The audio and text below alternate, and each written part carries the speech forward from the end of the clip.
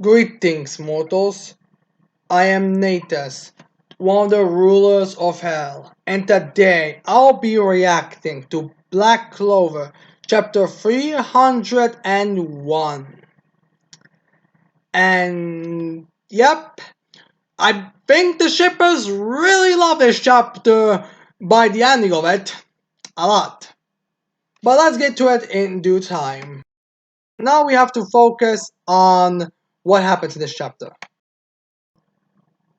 Now we start this chapter off with the page of with panels of Rail and Charlotte being, I guess, impaled, or the impaling blood spikes that Magica was using Vanica for going through them, and Gaja on the floor. Basically, Tobata saying, yeah, the strongest fight on Card Kingdom, yeah, he does absolutely nothing. He's gonna make absolutely nothing. We'll get into it later, a bit later, but yeah. And we see also Noel looking up at Asta as he is in the same pose he was in the last chapter. So yeah.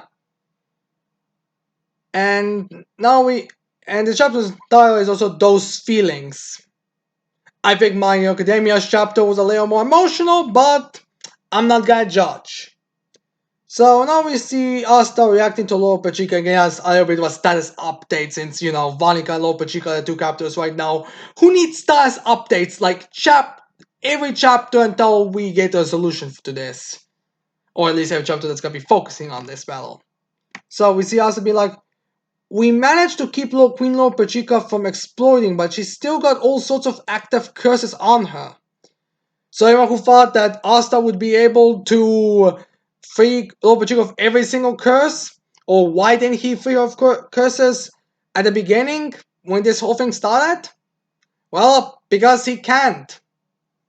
Honestly, I feel like this is one of those times where Tobata himself has written him in the corner with Asta's anti-magic, so no, he's just going to try to say some are able to, some are not. So yeah, now we see Libe, and Libe is actually sweating in this, which is a bit funny because he's in his chibi form, and you know, for some reason, chibi form devils are just eyes, mouth, they're tiny, completely black forms, and hair. Weird. Only one of the gates of the underworld is open. What's a supreme devil doing here? Now, this is something I'm actually theorizing about. By the way, this is totally logical because Libre doesn't know about this, so he's very curious, like, how the hell is there not a Supreme Devil here if the gates are closed? But yeah, anyways, I have a theory that devils like Magicula and Zagret, who, if you don't remember, he's the main villain of the Elf Saga, the one with word magic, are actually like arcane stages for devils.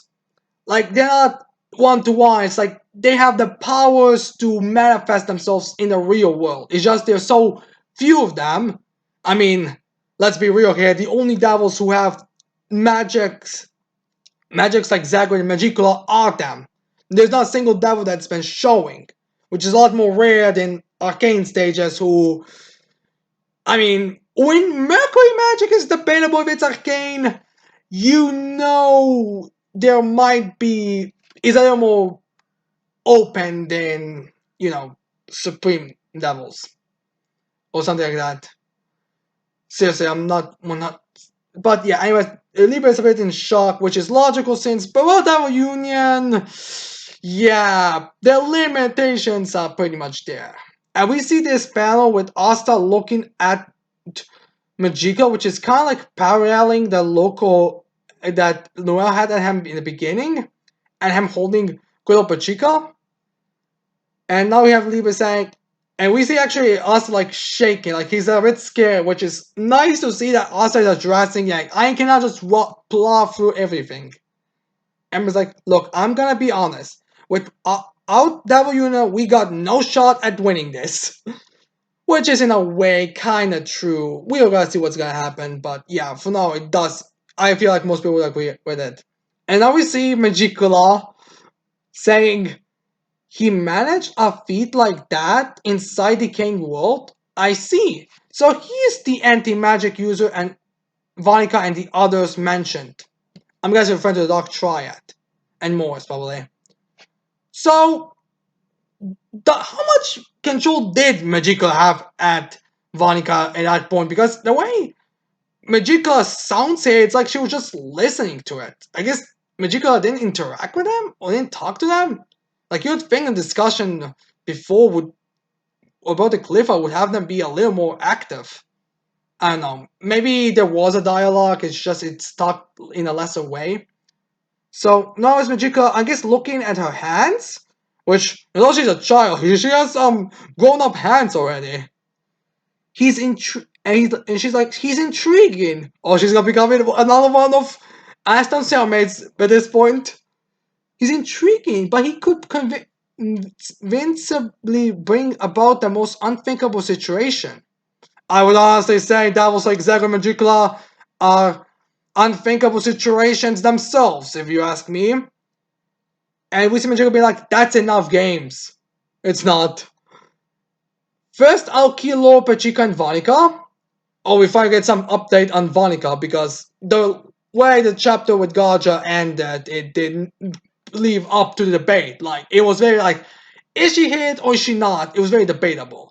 Some people say the Vonica was hit and died because of wings, but I look at the way it was revealed, Magica was revealed the first time, and her wings were closed, so it makes sense why Magica's wings now are the way they are. And we see a panel shot. I guess Vonica somehow managed to just barely get out the blast, which is a bit surprising. I, I'm not sure how this fucking works, but yeah, Vonica just got out of the blast, and I don't want to be that pervert, but Vonica and Magica, the way Vonica and Lord Magica look like now is that they are completely butt naked except for their black cloak thing, whatever it's on them, and their devil transformations or whatever. So yeah, butt naked chicks right now. And people are gonna be complaining about Noelle of all people. And he's just fucking standing and conscious in the way of what's doing. And Magica's like, and then manifest completely. So I guess it's time to kill them. I wonder if it's supposed to be an explosion or something else because it's also already shown that he can counter Lolo, so I'm not sure. Question, why doesn't Magico try using Vonica as a bomb then? I guess that would also have him spur the moment, and Arthur wouldn't know that he has to spare them now. Although Magico did just say that she needs to kill Vonica, so she's gonna kill Vonica, so I'm not sure. And we see the curse is finally disappearing. And right there, they're boobs, by the way. And we see Magica being like, what? The cursed runes vanished?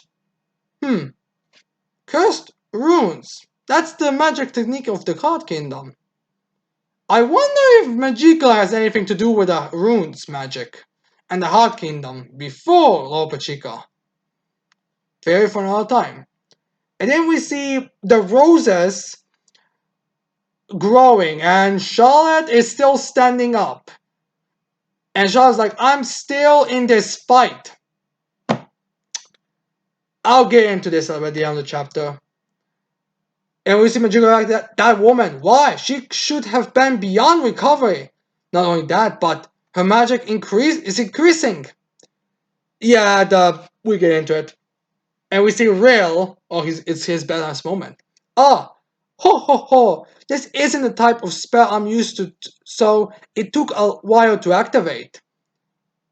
While Twilight Valhalla is active, it boosts the magic of any companions within its range, and makes it so they won't die no matter what damage they take.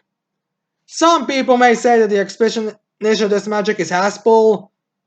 Look, people, the last couple of chapters, no, the last two volumes, we had power-ups that make these fights, make these fights with the Dark Triad completely one-sided or give them complete advantage.